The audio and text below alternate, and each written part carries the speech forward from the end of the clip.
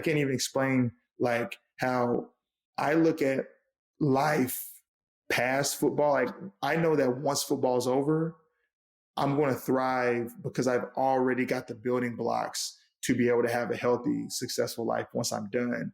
I think most of my colleagues get stuck in this whole deal of like, they're doing all these things that are good for just football, but once football is taken off the table, those things aren't really going to help you as much in the future. And I know that me getting serious about yoga movements, breathing, meditation, those are things that are going to be able to help me moving forward.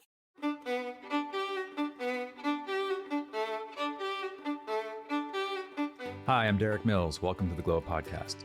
In this episode, Glow teacher Katie Baki is your guest host for a conversation with Jordan Matthews. Jordan has played pro football for the Eagles, Patriots, Buffalo Bills, and most recently the 49ers. Jordan was experiencing injuries as he played, so he decided he needed to switch positions, and yoga was an essential part of his journey in making that switch. Katie worked with him weekly on stretching, mobility, mindfulness, and breathwork. In this interview, Katie and Jordan point out that playing football involves much more than physicality for an athlete. Also important is cultivating a mindset conducive to success. This is where yoga came in for Jordan. It changed his attitude toward the game and helped speed up his recovery time. I hope you enjoy listening to Katie, guest host Jordan Matthews, in this episode of the Glow Podcast.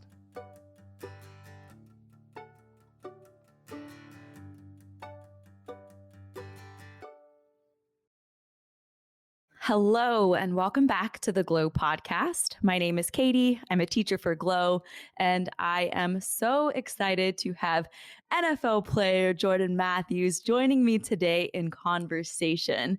I've had the honor of working with Jordan and teaching him yoga, and I have so much respect for the discipline behind his physical practice. But very similar to the practice of yoga, there is much more than just physicality of an athlete. And what I really admire is Jordan's mindset, values, attitudes, and beliefs. So here we are, ready to talk about all of the above. I want to welcome Jordan Matthews. Thank you so much for being here, Jordan. Katie, thanks for having me. I'm super excited to get into this conversation. I know that I've worked with a lot of people in my time from my career, whether it's just my recovery, strength and conditioning, whatever, but it's so cool. I can't wait to get into the fact that you actually were a part of my journey when I switched positions late in my career. I was a wide receiver for my whole life. And then I'm like, okay, I've got to gain 20 pounds, change positions, but I didn't want to lose flexibility, mobility, speed, and you helped me with that. So I cannot wait to get into that. Oh my gosh, I can't wait either. We're definitely going to touch on that. What I thought could be kind of fun for everybody to get to know you just a little bit more is just to throw in a couple icebreaker questions, because who doesn't love a good icebreaker? So the question, what is your astrological sign? Astrological signs, that's zodiac. So it's Cancer, right? Yeah, what's your Cancer. zodiac It's sign? Cancer. So I don't know all the ins and outs of it, but everybody says it means I'm super emotional. So that's not a great start to this podcast for me. Go, give me another one. Okay. I love Cancers. I'm Cancer rising, a Cancer moon, Cancer Venus. I mean, I have so much Cancer in my chart. There you go. Or not Cancer moon. I'm Cancer rising, Venus and Mars. I'm Libra moon. Yeah. So I love Cancers. Okay. Do you see, and this kind of goes back into those Cancer traits, do you see yourself more as an introvert or an extrovert? I'm 100% an extrovert. And I know people do not like to admit that anymore. People are like, oh, I'm an extrovert with people I know. But if not, I'm an introvert. I'm like, then you're an introvert. That's what you are. It's like, I will talk to anybody. And when I was a kid, Katie, I kid you not, I don't know why this thought came into my head. I was like, I'm going to leave this earth one day, and the only thing I'll be able to take with me is relationships. So I want to connect with as many people as possible. It got me in trouble when I was in school a ton because I just wanted to talk all day. But I'm 100% an extrovert. I do have times where I need to recharge, But I will say that I actually get energy from being around people and talking and communicating and hearing stories. So yeah, I'm probably one of those few people that will actually admit that. That's very, very cool. I'm definitely more introverted, but I have extroverted qualities. I guess I'm a little bit of both. Yeah. I'm a little bit of Yeah. both. Go ahead. All right, let's throw in You're one an more. extrovert undercover. I'm gonna throw in one more. This is pretty serious. It's a pretty serious question. If aliens landed on Earth tomorrow and offered to take you home with them, would you go? Would I go? No, they have to bring my whole family with me now. Like I can't, I'm not going at this alone. So I couldn't go. I appreciate the offer. But what's funny? I was listening to, ironically enough, a podcast the other day, and they're now talking about Elon Musk and everybody. They're taking people to the moon. And this one guy on the podcast was like, yeah, I really want to go to the moon. I don't want to die on this planet. And they were like, what a rich thing to say. Like, you don't want to die on this planet. Like, we're just not good enough to leave the earth with. So no, y'all are my people. I'm not deserting you guys. I came in on this earth. I'm going out on this earth. So the aliens got to take somebody else. Well, now that everybody knows that you are an extroverted Cancer that would not go to the moon or not go with aliens, they're the only people I won't connect with. We will start. Yeah. We will start to kind of get into the nitty gritty. I know you talked a little bit before about your transition between positions, but if you could just give some of the listeners a little bit of background on yourself, I think that would be great for them also just to get to know you a little bit more too. Yeah, super quick. I was coming out of high school, a 2-star recruit. When I tell you I had no offers anywhere, I actually got an offer because a kid decommitted, and it happened to be to Vanderbilt University in Nashville, Tennessee. I went to Vanderbilt, had an outstanding career, thanks to a lot of great people around me, great coaches, great players. I got drafted high to the Eagles, and I played 7 years in the NFL up to that point, mostly with the Eagles, very successful. But around my year 6 and year 7, I started dealing with some injuries, and I saw my playing time decrease. And so what happened was I was actually at the point, literally before I met you, Katie, it was around like March, April-ish. I went through spring practice at Vanderbilt. Now, this is my college, so I'm not playing there anymore. I'm actually coaching. Like, I went back, talked to the head coach, and he actually was gracious enough to let me volunteer coach because I knew I wanted to be in and around football in some capacity once I was finished. I enjoyed everything about spring ball. I still love it. Love the idea of coaching when I'm done, but I still wanted to play, but nobody was calling. I mean, I had no calls at this point. All of 2020, the year before, I went through that whole year all the way to like November before the 49ers called me back to come play. And so I'm at a point now where I'm kind of at a crossroads, Katie. I'm like, this is probably like the end of my career. So I got to start transitioning, but I knew I still had some football left in me. So I'm watching the NFL draft, and I started seeing these tight ends get drafted, and they weren't as big as they were back when I first came to the NFL. Tight ends usually averaged around like 250, 60 pounds back when I came in. Now they're like anywhere between 235 to 240, 245. And here I am, I'm at 210. I'm like, this might be an opportunity for me to try and like get back into the game and not even just get in, but actually play again at a high level. So oddly enough, I called Kyle Shanahan, who's the head coach of the 49ers. And I said, what do you think about me changing the tight end? And he tells me, and I'd only been with the 49ers the last 2 years. They were the only team that had called me back to play receiver. So he said, I like the idea, Jordan, but what happens if you change to tight end and then somebody else wants you for receiver? I said, Kyle, nobody else has wanted me. So you guys are the only team that's called. So the fact that you just said you like the idea means I need to do it. So I got to work on it. And I'm telling you, like, I I called up, and you were one of the people I called because I truly believe this. Like, whenever I talk to young prospects about coming to the NFL, I always tell them, you need to build a team with you. And that team in the specific city you're playing in, you need to think of it like a tire. Like the tire has that middle circle. In those old schools, right, they have those spokes. At the end of every one of those spokes should be a human being whose sole purpose is to help you become the best football player possible. If they're taking away from that in any way, they don't belong in your sphere of influence, especially during a very crucial time in your life. So I got to Louisville. I said, okay, I need somewhere to train. So I need a trainer. Luckily, I got in with the University of Louisville.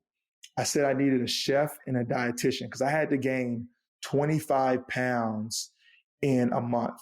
The 49ers told me they wanted me to get to 235 pounds by July 4th, and it was May 30th. So I had the month of June. Yeah. Like, thanks for giving me a 30-day month to get 25 pounds in. So I found this dietitian.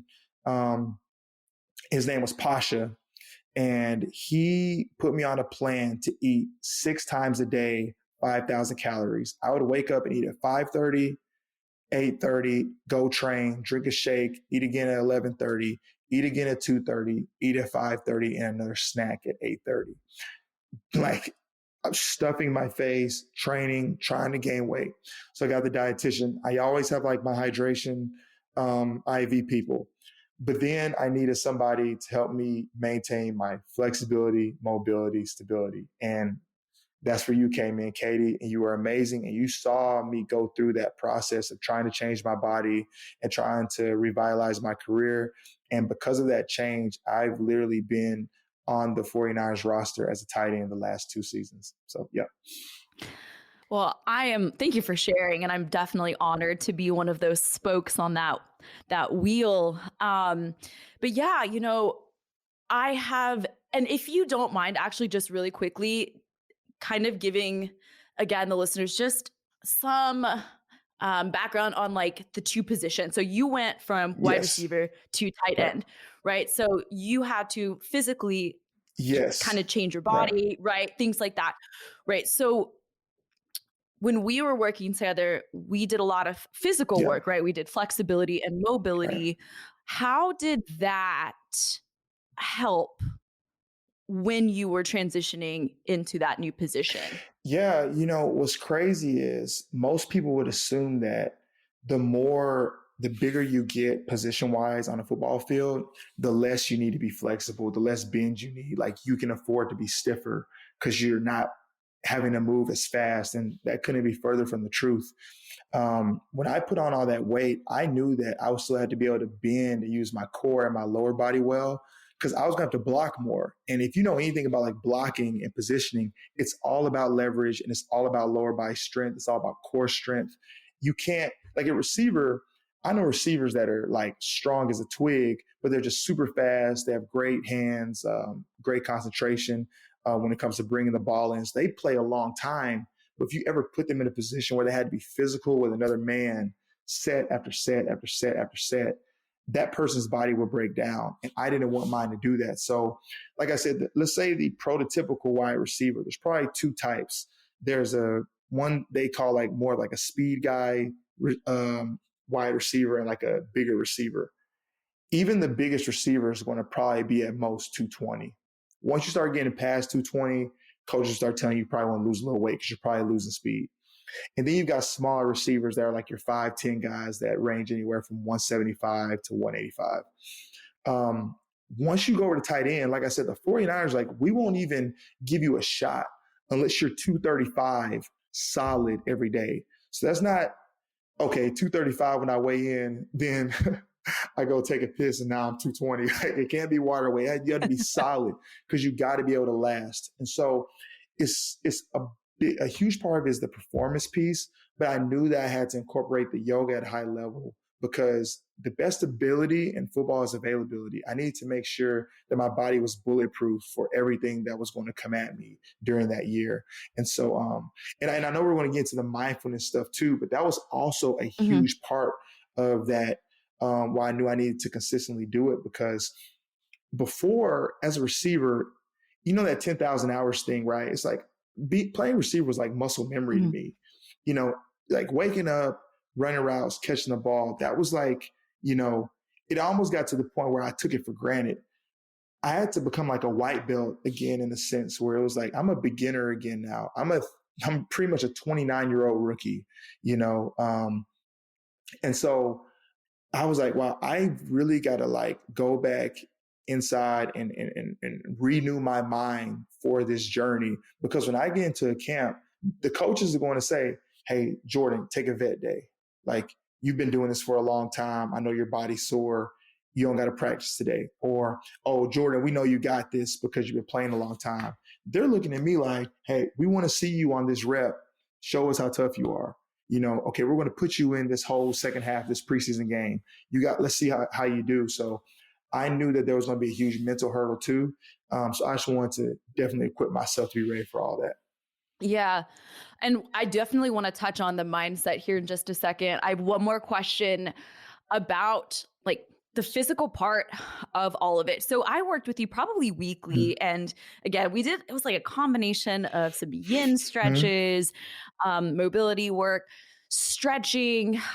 We also did, mindfulness, breath work, things like that too, which I'll save for the next question. But how did you notice an impact of these kind of, I'll call it yoga asana, the yoga posture part. How did you notice an impact of practicing yoga in your training or in recovery as well? Right.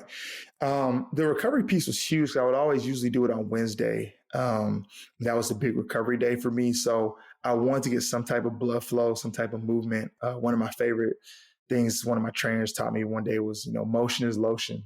And a lot of people think that, okay, here's my rest day, here's the weekend, I can just stop. And it couldn't be further from the truth. You always want to continue to move just so you can get some type of blood flow to some of those areas that are aching and that might be sore. Really, Kay, what I think it helped me with was I wasn't no longer at that point in my career where I could like compartmentalize like these different things that I needed to work on. This was probably the beginning process of yoga becoming more of like a holistic lifestyle thing for me. And I think that's super important. I want to say this. I know somebody that's going to hear this is going to say, okay, well, Jordan, your whole job is your body. So you can afford to take time out of the day to make sure your whole day revolves around making sure your body's healthy. Somebody's like, I got kids, I got to get groceries, I got a 9-to-5 corporate job. So yoga has to be compartmentalized. But for me, it was one of those things where it was the beginning phases of me starting to incorporate yoga movements, even just in my warm-ups for a regular day. I'd already started doing a little bit of breathing before, but like we took breathing to another level. And so now it's something where I don't have to wait for a yoga session to get my breathing and my stretching in and my meditation in for the day. I can do my breathing and meditation in the morning, do my stretching 2 more times that day.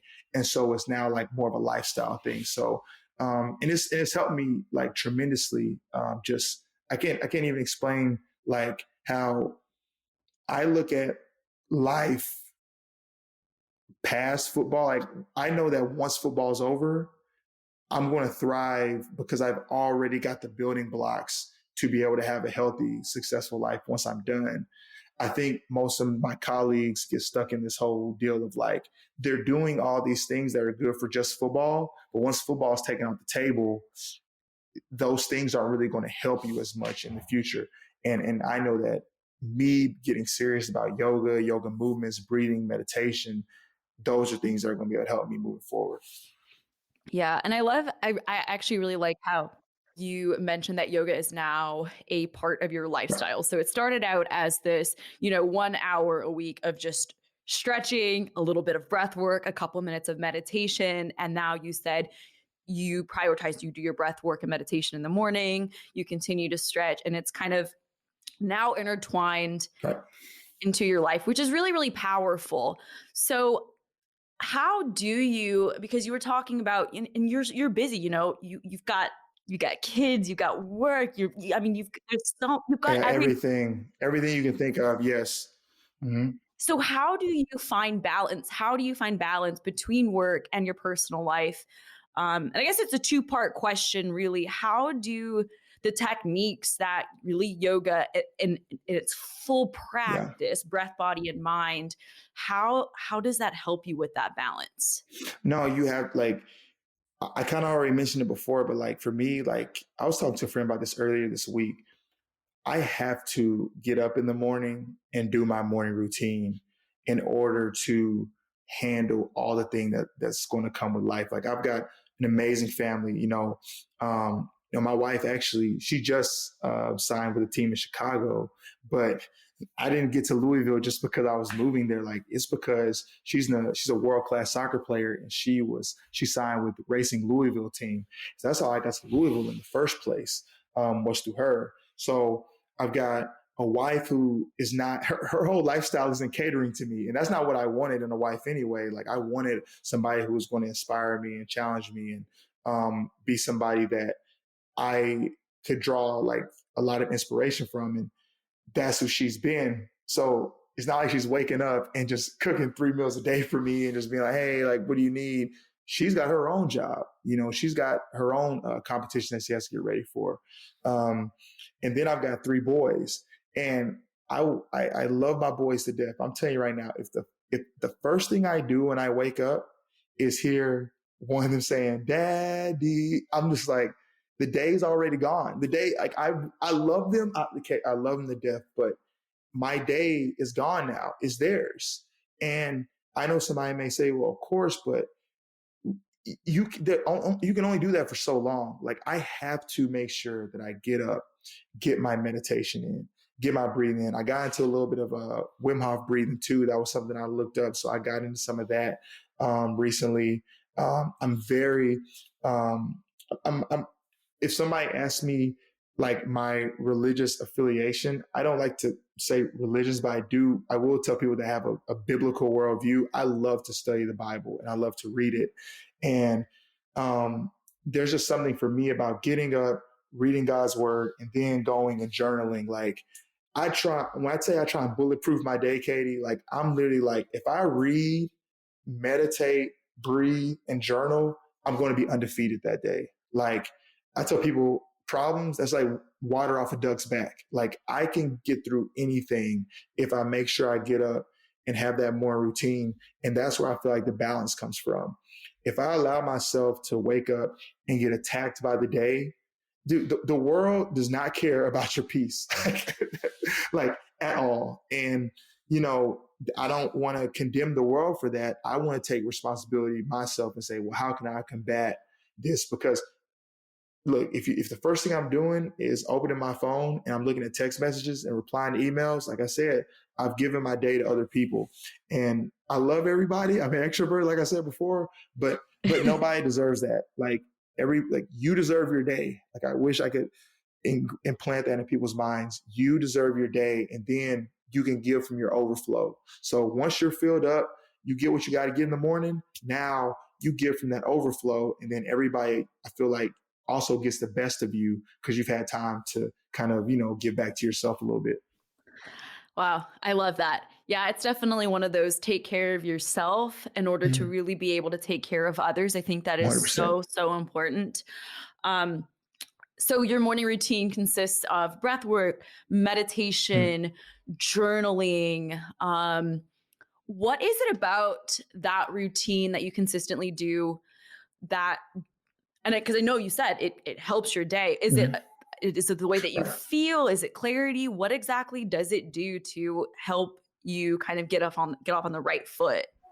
I don't know what it is. I'm learning new terms, new words like neuroepinephrine and the prefrontal cortex and all these, look, I went to school for football and I studied economics. So like, I'm not even going to act like I truly understand these things, but I will say, I truly believe everything that we need is already inside of us.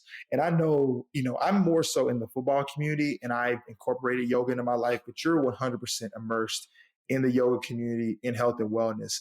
And I know that there's this feeling of like, we need to come back to the natural. We need to break away from a lot of these things that are attached to chemicals and preservatives and things like that, because like really, if this whole thing went to hell and high water, we still have to figure out a way to live. And our ancestors knew how to live without all these things that we think we just need, for our existence. And so for me, like, am I going to go back into my backyard and grow all my food and farm animals? I don't think I'm there yet. But the least I can do is say, okay, let me go ahead and use the first thing God gave me is breath. Like, that's how we know we're alive in the first place as children. It's the first thing we do, and it's the last thing we do when we leave. So I'm going to get as much of that breath work in as possible. When it comes to meditation, usually I'll just think, I'll have a thought, I'll have a word. Sometimes I'll breathe in good virtues and I'll breathe out bad ones. So sometimes like I'll breathe in faith, I'll breathe out fear, or breathe in love and breathe out hate. And I'll just continue that for the longest. And I'll begin to feel my mind get to a better place, to be who I need to be for people that day. Like, I think my natural disposition, Katie, is I'm already like kind of like a happy person. I have no ill intent toward anybody. Like I could totally, and this is another thing too, we might get into social media topic later, but I actually deactivated most of my social media accounts. And the reason why is because I do have opinions on things that I know may not, like a large majority of people may not agree with. But anybody that doesn't agree with my opinion is not my enemy. Like, and so if I use my social media and make an opinion, now I don't want people to think I'm against them. And so I'm just like, I'd rather not have it at all. And if I meet somebody who may think differently than I do, we could disagree, but they will know that I still love them. My morning routine helps me get to conclusions like that.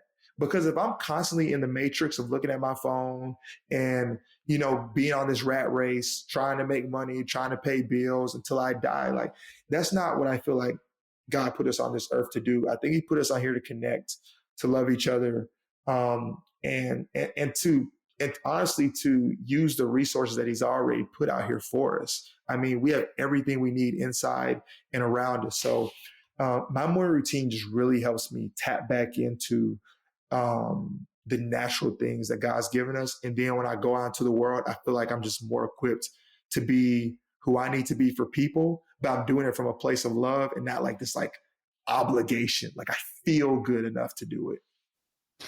That's really powerful. And, even in the practice of yoga or when you read like the ancient texts and the philosophy, one of the things yoga teaches us is love, like to be able to act out of that, like, because love is the highest vibration, highest vibration. And so it sounds like that's what that morning routine is giving you. It's kind of tapping back into that high vibration and then allowing you to lead the rest of your day, your interactions with others, the choices that you make, the decisions that you do, even by kind of unplugging off social media, doing it with that intention of love, is really, really powerful. So, what other, in your personal life, do you notice these skills or skill sets, that meditation brings, like the calming, the breath work, the relaxation, the tapping into love and in a better mood. When do you notice in your personal life that you've also used these skills? I think number one, and people talk about this a lot, for married couples, they talk about how they'll stop dating each other when kids come into the picture. And it's a very easy thing to do. I notice quickly how I am with my wife, whether or not like if I get my morning routine, if I do the things like to put myself in a good frame of mind, I'm a lot more patient with her. I think we're able to work as a team a lot better. And she'll say the same thing. Like there was one time where I called and I was like freaking out about something, but I don't think I was freaking out, but on the phone, it definitely probably sounded like I was. And she answered my question. And then she texted me later. She was like, thank God you called me right after I finished journaling, because if you would have called before I finished, and I'm so serious. Like, I mean, Kate, think about this. How many times have you been in a room with people or around somebody who you could tell was like uptight and you were just like, oh my gosh, this person needs some yoga right now. like, Yeah. you know what I'm saying? Or like, or if you were like, man, if I could get this group of people, if they did yoga 3 times a week in the morning at 6 a.m. to start their day, what kind of person would they be by the end of the month? You know, and I've got a lot of things like that. Like I'm actually, this is small flex, but we're actually buying a hyperbaric chamber because I'm really big. Like I said, I'm really big into breathing, and so I'm like, how can I get more optimal breathing? And if anybody listening to this podcast, if you've never heard of hyperbaric oxygen therapy, look it up. It's called HBOT for short. I'm telling you, it's one of the best things in the world. Like I said, it helps you tap back into the first thing you do when you enter this world. We probably breathe in about 20 to 30% of oxygen. And when you're doing hyperbaric oxygen therapy, you're getting 100% pure oxygen and you're getting compression. It helps with everything from inflammation, helps with opening neural pathways, helps on turning on the prefrontal cortex. It's helped people not have to get their legs amputated because it helps with blood flow to areas where people might have diabetic wounds, but it's also helped with depression, anxiety. It helps people get off pills, all sorts of stuff. So can't say enough good things about it. It was so good. I decided to pretty much spend what you spend on a car on it to put it in my house. And but I'm so serious, Kate. Like this is truly who I am. When we were building this home, me and my wife just moved to Brentwood, and she was like, well, what do you want in the house? I said, all I want is a gym area to put a hyperbaric chamber in. That's it. Because I know if I wake up in the morning and get in that and do an hour of breathing, I'm unstoppable. Like I could care if there's no chairs in the house. If I can go get some good oxygen, some good breath work, I'll be the husband I need to be. I'll be the father I need to be. I'll be the best employee. Like, you know, I'll be this person on the road. Somebody cuts me off. It does not matter. Like I'll be able to do whatever I need to do. And so that's where I put a ton of my money into as far as this build. And so I should be getting that at some point this month. But I say all that to say, I look at something like that and I know people who I can tell are just dealing with stress, dealing with depression, and I'm like, yes, there are some things that have happened to you externally, but there's also like real like chemical imbalances that can be rerouted just from either sweating, moving, breathing. And you'll be like, oh, I thought I was mad about that, but actually I'm really not that upset about it. You know, like there's some real pain. Like that no amount of anything can help right in that moment. But there's some small things that we think we're upset about. And if people actually took the time to do some of these things we're talking about, they realize, wow, that was not even a big deal. I think they have a healthier, happier lifestyle from it. Yeah, I agree. And even before we started this podcast, you know, we took a couple deep breaths, and it always helps to recenter and to reset, to ground. Yeah. Do you think now, is this kind of lifestyle prevalent in like football culture? Is this something that other athletes do? Is it something that you actually don't see enough of? Or I'm just really curious if this is something that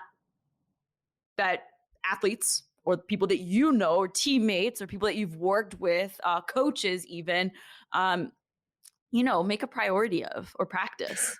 Right. So it goes in stages, right? So at first, I would say the first stage was like soft tissue. I think guys started getting hip to like massages. You'd hear about, oh, you know, Russell Wilson gets a massage 3 times a week, you know, just to make sure he's pushing out inflammation, all this stuff.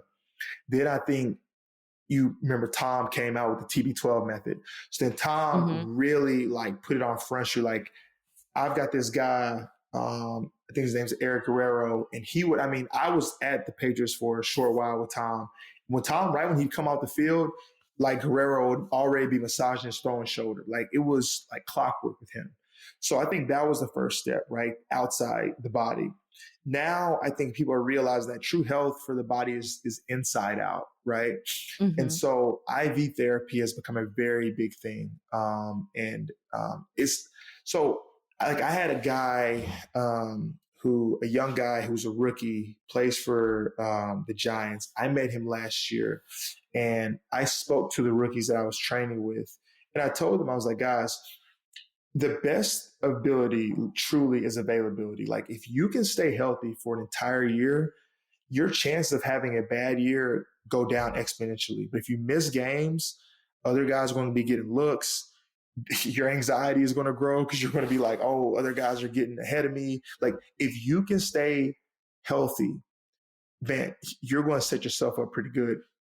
But I told them, you got to do health from the inside out. If you're properly hydrated, like through IV, and not just saline fluid. I'm talking B12, B complex. I know I'm talking over people's heads, but you gotta rewind it, get all this stuff. Glutathione, um, this new thing called NAD. I mean, NAD is it's extraordinary what it does for the mental health, inflammation, everything. Magnesium. If you're getting that in your body at a premium twice a week, I mean, you're going to have an opportunity to go out and feel amazing. Like, I think soft tissue injuries are like, you almost have a 0% chance of getting a soft tissue injury if you're properly hydrated. So think about what IV therapy can do for you. And then obviously, like I said, hyperbaric is something that we're talking about now, where the oxygen inside out. When it comes to the community, and if guys are actually getting hip to it, I think they're starting at a younger age, getting into like, I need to probably figure out ways to take care of my body and stay healthy. Now, look, you still got these kids, they're eating Chick-fil-A 3 times a day. You know what I mean? Like, you still got these knuckleheads that want to just eat Sour Patch Kids or whatever. But they're open to it. Their favorite athletes, LeBron James, Tom Brady, all these guys talk about recovery. Personal story again, Brandon Ayuk. I met him. He's a receiver for the 49ers, rookie. And I met him in 2020, November, when the 49ers called me back, like I mentioned earlier. Mm-hmm. And he didn't know me from Adam and Eve. But I saw this kid who was exceptional. Everything I saw about him watching games from at home on my couch, I'm like, this kid is like an alien, how good he is. I still wouldn't leave with him if he asked me to go home. But this dude's a Martian. This is how, like, Brandon Ayuk was one of my favorite football players. He was all broken up as a rookie. And I was like, dude, let me tell you something. If you just do these things, if you go look up a person, boom, boom, boom, just like those spokes, I said, get you this person, this person, this person. And since I've been in California, I'm going to give you all these people's contacts. You hit them up, I promise you, you will feel great. And to this day, that's my guy. Like, he'll hit me up all the time, like, bro, you got me right, man. You know, and I'm like, no, I'm just a small piece. Like, you're still a beast, so you got it. But you listened and you decide to invest in your body. And he's going to be he's probably going to end up making, $20 million a year playing receiver because he's been able to stay healthy and not miss games. So I think it's growing. And I think guys are definitely getting more hip to health and wellness and recovery a lot earlier in their careers. I know you and I have chatted previously about power of thoughts, how powerful our thoughts are, which is, again, why, we meditate. So has that infiltrated yet? Like, I would say more of like the meditation, the affirmation, the really sitting in the visualization, right? Is that something that you see often? Is that something that is practiced, or is that still working its way into that scene? Yeah, there's definitely one thing that I think a lot of guys look to help with their mind. I don't know if I want to say it on this podcast, but it's legal in California. But we're talking about mindfulness.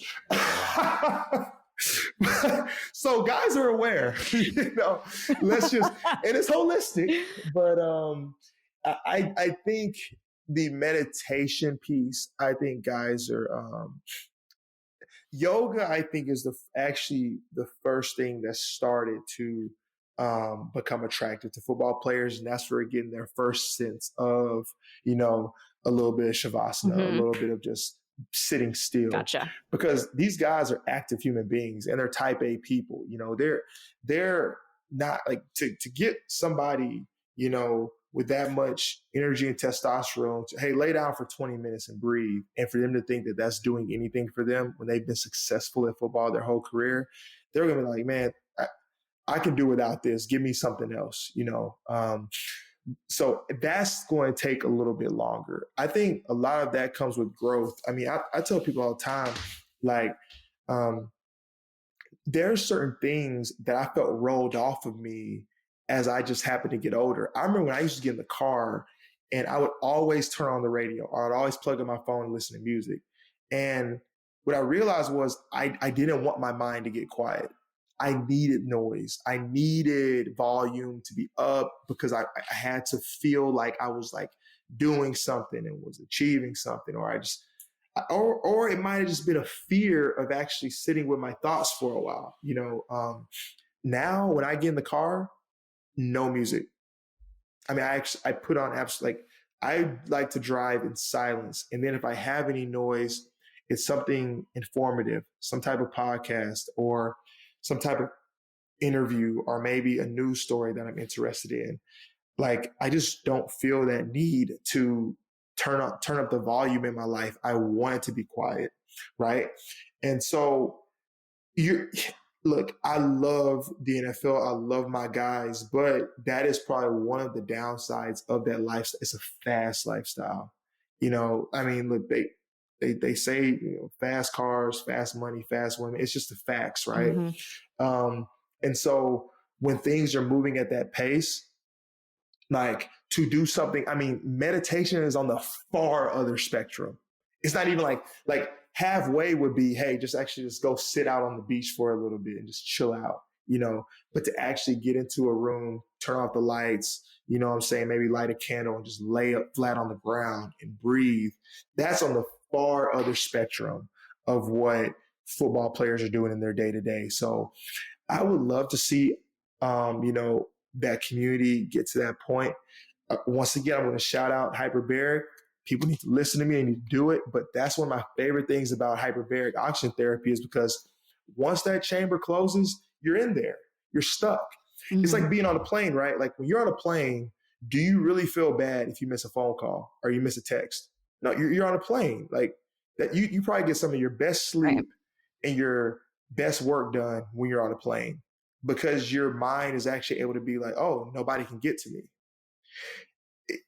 Meditating, you have to like cognitively go and say, yeah, my phone's right here, but I'm just not going to let people get to me. That's very hard for people. With hyperbaric, you can't take your phone in. So it's like that pseudo plane vibe where I close the door. I'm like, oh, well, can't be on my phone for the next hour. And so I'm able to take that time to just breathe and really connect. So it's really important. I would love to see the football community get there. I think it would help a ton of guys out, especially post-career. Yeah, it's, you know, it's a lot of sensory overload. And I think it's not just in that community. I think it's really, really everywhere. If I had a penny for every single person that said that same thing to me, that I just can't quiet my thoughts, I cannot sit still. I mean, Jordan, I'd be flexing too, and I'd have a hyperbaric chamber in my house. We'd be doing this podcast on a spaceship if you had a penny for every time somebody probably said that. But like, yeah, and that's the thing. It's so tough because I work with a lot of clients also who say the same thing where it's so hard to sit still. And, you know, they like to move and they like to flow. But during that Shavasana, it's like, oh, that's the hard part. Or when I was teaching in studios, I would notice the same thing. People would be in the zone during movement, which is great. But sometimes people would leave right at Shavasana. So I always say, like, you know, what's the hardest pose? It's Shavasana. Like nobody wants this. It's so difficult to be alone with our thoughts. But at the end of the day, you know, we are our thoughts. That is who we are. So it can be uncomfortable. Somebody once said the biggest fear isn't even, I think this author named Tim Keller. He said the biggest fear isn't death or public speaking. It's silence for a lot of people. So go ahead. You guys reminded me of that. No, I mean, that's, you know, you kind of hit the nail on the head. It's being comfortable with being with yourself, I Yeah. think also, Mm-hmm. to be able to say, so that hyperbaric chamber, it's a lot of sensory deprivation too. It's like being in a sensory deprivation, like float Mm-hmm. tank where it is dark and you are by yourself and you're forced to be conscious with and listen to your breath. And at the end of the day, it's great for the body, but you know, it's really good for the mind. So I guess we know that it would be great if everybody did all these Right. things. What do you think it's going to take for this type of practice to be more mainstream? Like, I guess two-part question. What do you think it's going to take for this mindfulness, meditation, breathwork to be more mainstream in sports? And then two, what do you think is the greatest challenge that most athletes are actually facing today? Oh, wow. Um, so the first one, how does it become more mainstream? Um, well, I can say how. I don't know when this will happen, but there's like I said, I study economics, and I say study loosely, but I majored in it. But one thing that truly hit me was the law of diminishing marginal returns, and it's too much of anything will end up being bad. I've already reached that point with social media, and you're a content provider because it's a part of your job, and it's a part of what you do to make money. I don't particularly need it to make money. And I'm going to be honest, the vast majority of people on social media are not monetizing it in any way. And so that'll be the first thing. And what athletes don't realize is they have the luxury of having a team run their social media. So you don't have to, you know, be the main person pushing out content. You don't have to be the main person going and finding the one picture from the game and posting it with a certain caption. Like if until people come, like I truly believe there's no real change until people come to the end of themselves in a certain area. Like you gotta come to the end of that before you say, okay, like I need to make a pivot somewhere. And that's where I think this thing was really starting to kick off because as long as like I said, that volume is high. Like that social media volume is high. Like I can't explain to you how much stuff I get done during the day now with my Twitter and Instagram deactivated. Like I just like if I literally downloaded an app called Duolingo, and I'm learning Hebrew right now. And so, like in my spare time, I'm looking at this bird, and we're just crushing levels together. You know, like I'm learning something in my spare time. You know, and he'll be like, "You got 20 points." I'm like, "Damn right." You know what I mean? Like it's just, you know, like that's my bird now. I don't even mess with the Twitter bird anymore. You know, and so I think that's going to have to be kind of what has to happen. You know, and what was the second question again? Yeah.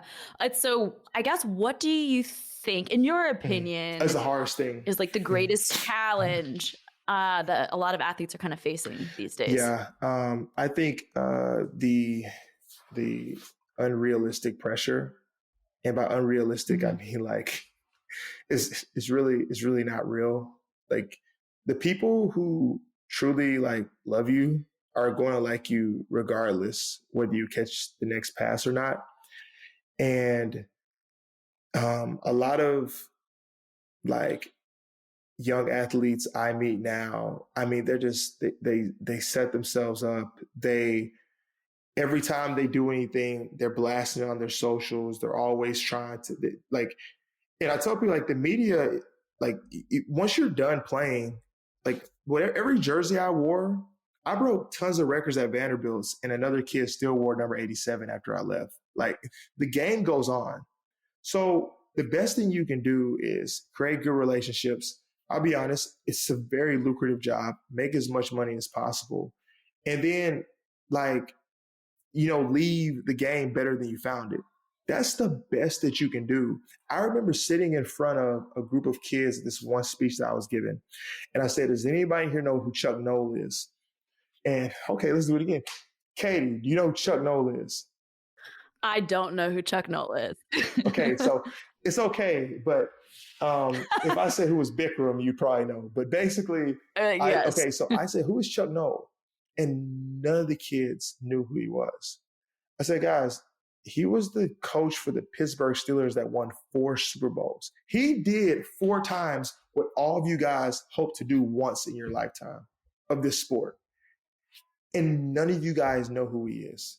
And Chuck Noll's dead. So you can't even go talk to him. So what I'm saying is, like, you retire twice and we die twice. When you retire twice because you leave the game and then they stop talking about you. And sadly, we also die twice too. When you leave this earth and when they stop talking about you.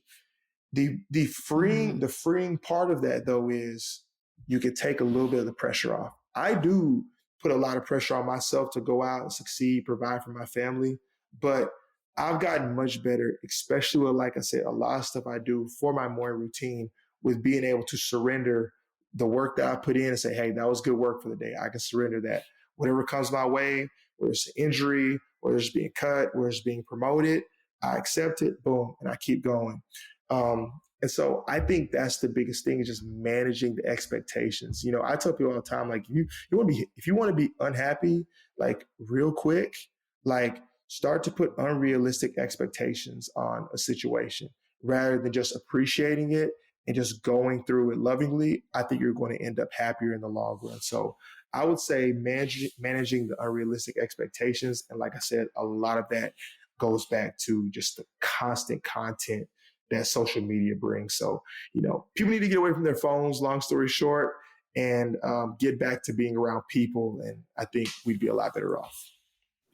Do you think a lot of these kids are lacking mentors or influences in their life for somebody to tell them these kinds of things? Or is it just something like, yeah, they know, they're just choosing not to do it?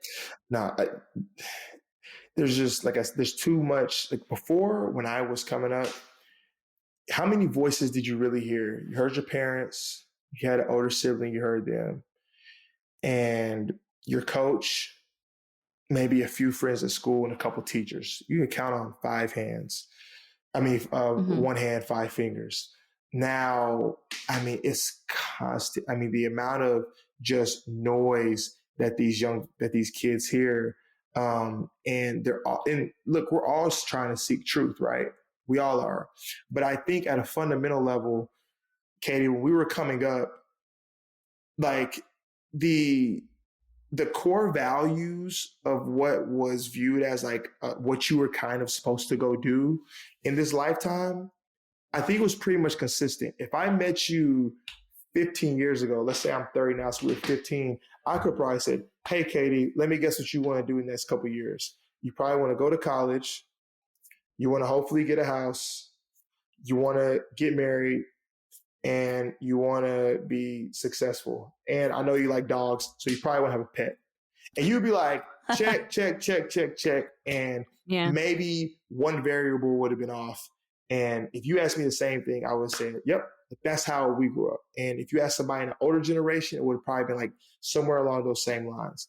Now, I mean, if you ask a kid what they want, it's like, dude, I want to be a purple bear / unicorn on a app in the metaverse. It's like, holy cow, you know, which is cool. Like, do what you want to do.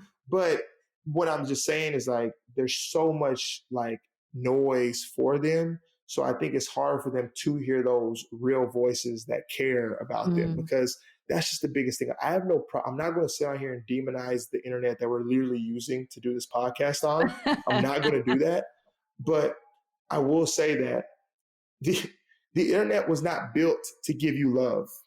It wasn't. Like, that's not, you should not go to this for that source.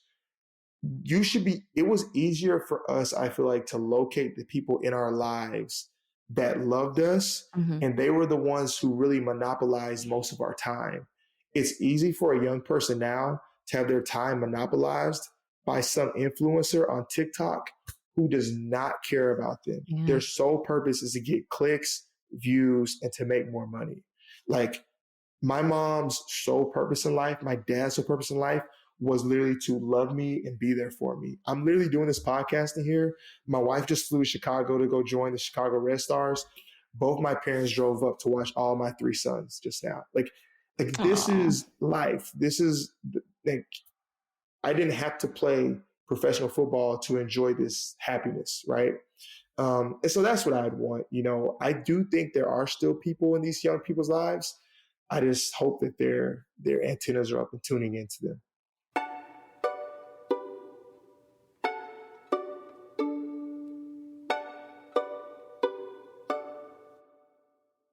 I guess for you, who has been the most impactful or the biggest influence in your life or throughout your life?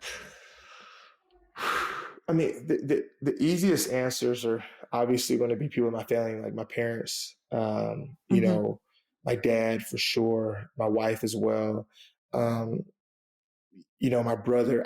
I have stories about all my brother. It was funny. So my brother, he didn't have the opportunity to play Division I sports, but he taught me crazy work ethic. He tells this joke all the time because I don't know why everybody asks my mom, like, how tall was the milkman? But basically, like, I'm 6'3", and everybody else in my family is like under 6 foot. My dad might be 6 foot in shoes, but don't tell him that. He's like, I'm 6 foot. I'm like, all right then. But my brother stopped at 5'10", but he did not make that stop him from being the best football player he could be. This dude literally ordered a pull-up bar, put it out in front of his room, and every time he go in and out of his room, he would do like 10 pull-ups because he wanted to beat the pull-up record at school. He put up, and it was like 28. He did 30, and he just had this super competitive nature back when I was a very lazy kid. And that inspired me. So that meant a ton to me, just my brother pushing me in that way, because I was like, that's what work looks like. Like I don't care if you're blessed to be 6'10", you're the tallest dude in the city, you should still work like you're 5'2", trying to make it to the NBA. My dad, just the type of man he is, like, my wife, I kind of talked earlier about how she inspires me. My mom, just her work ethic. I've had people like that all in and around me for my whole life. If I had to say somebody who is not in my family, like a random person, like fun. I'm gonna ask you this next too. I'm gonna start asking the questions. Because I want to know who yours is too. That's not family. I've loved this guy recently, and it's a cliche answer now. I feel like I discovered him pretty early though, but this guy named David Goggins, who is like this ultra marathon, former Marine, former Navy SEAL. He's an Army Ranger. He's the only person to ever do Air Force tactical training, Army Ranger school, and Navy SEAL. He's done a ton of ultra marathons, but he used to be like 300 pounds. And he wrote like this best-selling book.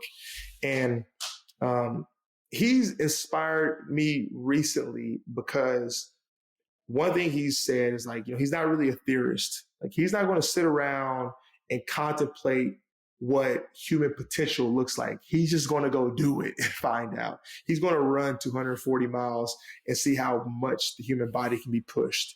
He's going to do all 3, levels of military training and see how far the body can actually go. So I catch myself a lot of times when I'm trying to push through something. I'm like, there's a guy I know named David Goggins who's inspired. I know he's going hard. I can push to go a little harder. So that's somebody outside my family, but my family obviously is probably number one in my life for that. Your turn. That's really good. So yeah, you were ready for this. No. So for me, I would say it's really tough. I feel like, and this may not be the answer that everybody wants to hear, but I feel like I'm not necessarily, I feel like I'm more of like the rebel, where it's like, I like to go against the grain, and I am almost like the de-influencer in a sense, where I don't like to look for people for sure. like to influence me. It's so wild to say, because everyone's like, this person is, the biggest influence. And in my head, I'm like, I think the biggest thing for me, and I haven't always been like this, But I really have been recently, and this is such a yoga cliche of me, to yoga teacher thing for me to say, but tapping into like my own intuition Mhm. and like who I am more than just like this me as this physical Mhm. person or physical body, but like my higher self really. And how does that higher self like, you know, I guess influence the way that I come across as a human Right. being? So it's I mean, you know, I admire so many different people. Like I admire athletes. I admire again I admire anybody who is disciplined. I admire anybody who is firm in who they are and authentic in who they are as a person. I admire people who, you know, don't have to necessarily, you know, change to please everybody. And those are traits that I think I strive to, or qualities that I strive to achieve, I guess. But it's so hard because I guess I'm not really necessarily, I don't have, isn't this weird? I don't have, it's this a huge influence. Your person is Katie Baki. That's who it is. And I don't know if that's a good thing or a bad I said it. thing. It's okay. I said it. You don't gotta say it. That's cool. That's next level. But That's I mean seriously, like that's what you're trying to say. Your yeah, idea of who you know you can be, your highest self, is your biggest motivator, your biggest influencer to be better. yeah, So that's cool. I'm cool with yeah, that. yeah. Yeah, it's a little bit abstract, but it's, you know, it's what I think, it's what I feel. It's very deep. It's gonna be too deep for some Yeah. listeners, but it's okay. We can walk them through it. It's all right. I have one more question Okay. though, because I do remember you have great a read Yeah. list, and I remember you recommended As a Man Thinketh. Love that book. Love the mindset, because I listen to Neville Goddard. I listen to a lot of people who are um, thought. What's the word that I'm looking for? They're thought Mhm. leaders, I guess. And so we talk a lot, you and I, we've talked a lot about power of thought, Mhm. right? And how thoughts really, really influence things, and we can manifest things through thoughts, and just really the power in them. Are there any other good books that you recommend that you think people Yeah. may enjoy? And enjoy. Okay, so I've got. What's funny is I'm in my library right now, so I'm looking at a couple. Because I have a shelf of some of my favorites. So, like I said, As a Man Thinketh was one of them. If you're Mhm. looking for something financial, Rich Dad Poor Dad, great book, Oh, amazing, good amazing one. book. Robert Yeah. Kiyosaki. One of my favorite books by Gary Chapman. All right, like it's kind of cliche. Somebody's gonna think I'm soft for this. But it's one of my favorite books, the five love languages.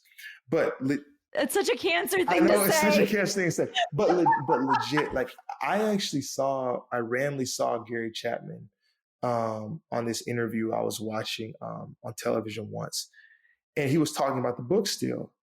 And in my mind, I was like, what an amazing gift to society. Like I think about this, like putting a dent kind of in the universe. Because I said, like, we retire Mhm. twice, we die twice. And so what do you leave here? And if at the least you can leave something to your family, that's huge.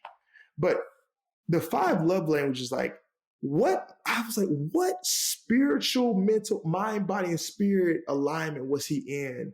Words of affirmation, acts of service, receiving gifts, quality time, and physical touch. Yep. I've tried for years to think of a sixth, and it still is encapsulated in these five. And I'm just like, and I know that Gary Chapman is a man of faith too. So I'm just like, what an amazing book to leave to people, because everybody's like, oh, well, it helped me learn my love language. But the best thing is, you can give this to your partner, have them read it, take the quiz, and you can know their love language, and you will never miss on how to love them properly. Like that's like a cheat code in relationships. You know what I'm saying? Yeah. Because like if for me, 100% words of affirmation and physical touch. I'm just, you Mhm. know, it's funny, like the acts of service thing. All these guys always talk about like, you know, what they wish their wife would do. Like I said, I've never been like that. I actually told Shayna, because I knew she was going to be an amazing mom. Her mom's a great mom. Aw. Um, and she's a world-class athlete. I'm like, if you have to do anything for me when you're already having to take care of 3 kids and try and be the best athlete you can be, you're going to go crazy. You're going to be cooking for me. And by month, what's the month? It's March right now. By March, I'm going to come home one day and food's not going to ready. I'm like, hey, why is the food not ready? And you're going to snap. You're going to be like, why is the food not ready? Why is the food not ready? Okay. And I'm like, I don't want that day, Katie. I'm not prepared for that day. So I said, Shayna, check this out. I'm going to get us a chef. They're going to prepare the food. They're going to bring it to the house. Like acts of service. I actually would prefer that Shayna has to do nothing like on the physical for me. So the things that she does do for me are not out of obligation. It's truly out of love. And then when I get home, all I need is little words of affirmation, a little touch on the shoulder, and I'm good. I'm good. But I know hers are like acts of service, quality time, and receiving gifts. You know, she doesn't need you to tell her how pretty she is all the time. She actually can't stand PDA.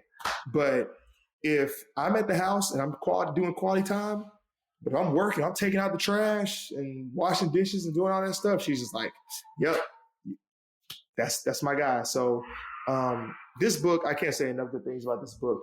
The other one, and I think we talked about this. So we talked money, finance, we've talked relationships. I want to talk race relations. The autobiography of Malcolm X is an amazing book. And I know a lot of people, especially once 2020 hit, the whole George Floyd thing happened, like racial tension has kind of been very high in America for a while. And I've had the luxury of growing up in, you know, the heart of Alabama, where most people, they always make jokes like, how are you alive? I'm like, dude, it's not like that. Okay. Like, trust me, it's fine. But I grew up in a very, what most people would consider all white, conservative, you know, Christian, Republican, whatever area. But I've been to living in Nashville and went to a school like Vanderbilt, which definitely is more of a progressive liberal. I live in California. I've lived everywhere. And what I still have found is that it's hard to ever get a Black person's true view on something, because it's like, okay, well, if I tell you, then I may come off as angry. And that's something that I think people within my culture have kind of struggled with, like not wanting to come off that way. You'll hear the term code switching, like we'll switch up when we get around other cultures because we feel like we want to try and fit in to progress. Malcolm X was not like that. There's going to be things that he says in his book that may rub people the wrong way, may be hard to hear, and that people may agree with, and they can 100% agree with him. But what I love about the book is an unapologetic Black guy speaking. And that's cool to me. I want to know what people think. I tell people all the time, I will take the person who is telling me the truth that I cannot stand their opinion. I'd rather be with them than the person who I think is kind of playing me, or the person who like, I think I know what they're talking, but like, I want the 100% unadulterated truth. And that's Malcolm X's book. And a lot of people, I think, have misconceptions about kind of Malcolm's viewpoint. He came from a place of pain in a lot of his rhetoric, you know, and when people juxtapose that to Martin Luther King, I think they say, okay, well, he was the bad guy. He was the bad guy. Martin was the good guy because he was the one who propped up nonviolence. But a lot of people don't know that there was a quote that Martin Luther King Jr. said late in his career when he started doing the Poor People's Act. And the Poor People's Movement was basically this movement. Now, instead of integration, it was now Black ownership. See, integration is one thing. It's one thing to integrate into a society that you're at the bottom of economically. Like, yeah, some people may not like that, but it's kind of like, okay, well, you don't own anything. When you start talking about ownership, now there's some friction within that society you may be integrating in. Once Martin Luther King Jr. started talking about that, and you can go look up this quote, anybody can feel free to do so. he was quoted as saying, "I feel like I've integrated my people into a burning house." And so what he meant was, I'm afraid that through the process that we took to integrate, we integrated at the lowest level of society. I'll make this picture easier for you. Think about like Jackie Robinson, an amazing player, amazing American hero, rightfully should be heralded. He helped integrate baseball, everything. But Jackie Robinson integrated into the Major League Baseball at the lowest level of the employment, the player.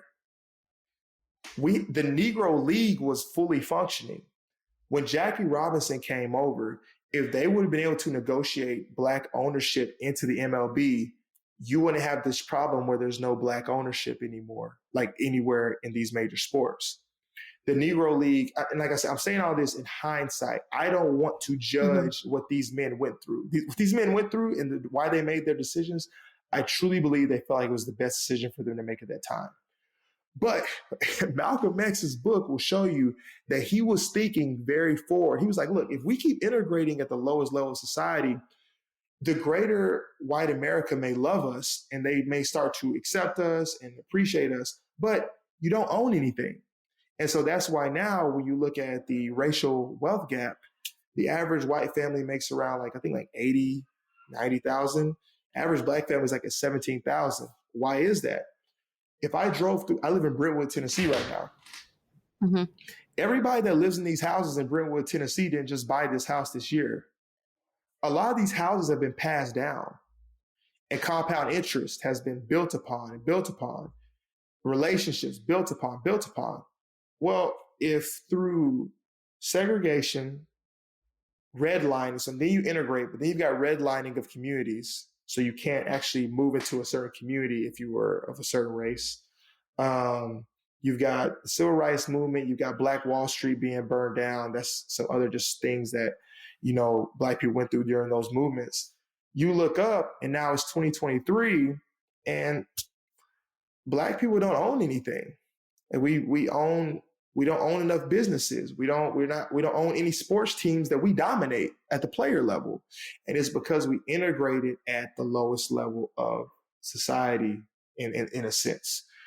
What Malcolm was saying was, instead of like integration, he said for a while, he felt there needed to be this level of separation. He felt like Black people needed to build themselves up to a point to where the greater, you could say, white America would begin to look at them and say, oh, we see what they're building over here. Let's collaborate with them. Now I respect what you're doing over here. Let's start to build together instead of, hey, please love me. Please love me. You come over, you integrate, and they're like, we love you, but now economically you're screwed. And I've always say to people, you cannot legislate love. I don't care how many acts they pass. I don't care how many laws and bills they write. You'll never legislate love. You'll never write enough bills to make people not feel a certain type of way about other people. So I've never felt like that was ever the right solution. The right solution was kind of a mix. It was a level of integration and collaboration, but it was also incentivizing us in the Black community to continue to build up our own industry, so that at some point there was this merging, you come in at a little bit of a higher level in society where there can be more ownership. That is a principle that Malcolm X was kind of preaching.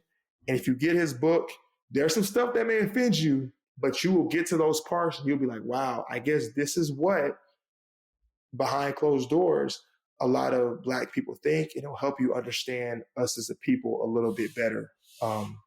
But it's just a great book. So Malcolm X, Rich Dad Poor Dad, 5 Love Languages. We said As a Man Thinketh.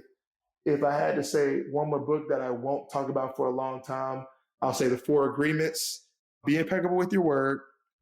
Don't take anything personally. Huge. Don't make assumptions and always do your best. That's it. I won't tarry on that one. Wow. That's self-explanatory. Amazing book. Don Miguel Ruiz, what an amazing gift to society. So, and obviously I read the Bible every morning. So that's probably my top book. So there you have it, guys. A a huge list of really, really good books to read. Jordan, I'm so glad that you were on today, just because it's going deeper than just like the physical, right? When we think of like athletes, a lot of times we think of yoga, we think of a lot of the physical, but to be able to give everybody a sense of who you are, mindset wise, your beliefs, your attitude, and your values, to get to know you as a person. I really, really thank you for being here with me today. I want to thank all of you guys also for listening. I hope that some of these conversations that we had, were also impactful for you as well. So that's all that we have for you guys today. I will catch you all on the mat Mondays and Fridays on Glow. Bye. Peace. Thank you to our entire team behind the scenes at Glow. I'm so grateful for your care and commitment to serving our members around the world. Thank you to our teachers for so beautifully sharing your gifts and talents. I'm also grateful to our lovely community of Glow members. You've supported us since 2008, and because of you, we get to continue to do the work we love. It's the combined support of our team, our teachers, and our community that grants me the privilege to continue to bring you the Glow podcast. Thank you to Lee Schneider at Red Cub Agency for production support, and the beautiful music you're hearing now is by Carrie Rodriguez and her husband Luke Jacobs. And remember, take care of yourself because our world needs you. Thank you for coming on this journey with me. You can find the Glow podcast on Spotify, Apple Podcasts, or glo.com/podcast, or wherever you listen to your podcasts. I'm Derek Mills.